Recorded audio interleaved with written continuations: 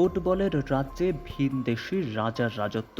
কেবলমাত্র ২০২৬ বিশ্বকাপ নয়, বরং চুক্তি নবায়ন করে ২০৩০ বিশ্বকাপ পর্যন্ত ইটালিয়ান মাস্টারমাইন্ড কোচ কার্লো আনচেলত্তির অধীনে বিশ্বকাপ খেলার চুক্তি স্বাক্ষর করেছে ব্রাজিল ফুটবল ফেডারেশন।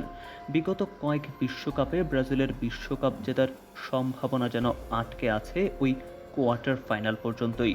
আর তখনই ব্রাজিল ফুটবল ফেডারেশনের এই সাহসী সিদ্ধান্ত আর ব্যর্থতা নয়।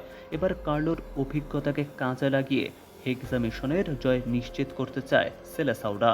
তাছাড়া ব্রাজিলের সঙ্গে রেকর্ড পরিমাণ বেতন সহ চুক্তি নবায়ন করতে পেরেও সেই সঙ্গে হেক্সা মিশনের জয়ের লক্ষ্যকে বাস্তবে রূপ দিতে কার্লো একই সাথে উচ্ছ্বাসিত এবং বদ্ধপরিকর। তবে আসন্ন বিশ্বকাপ অর্থাৎ ২০২৬ সালের বিশ্বকাপে কার্লো কতটা সফল হবেন তা তো কেবলমাত্রই এখন সময়ের অপেক্ষা। তবে তার অভিজ্ঞতাকে যদি ব্রাজিল দল ঠিকঠাকভাবে কাজে লাগাতে পারে, তবে অদূর ভবিষ্যতে পুরো ব্রাজিল ফুটবলের দলের জন্যই হবে তা এক আশীর্বাদ স্বরূপ।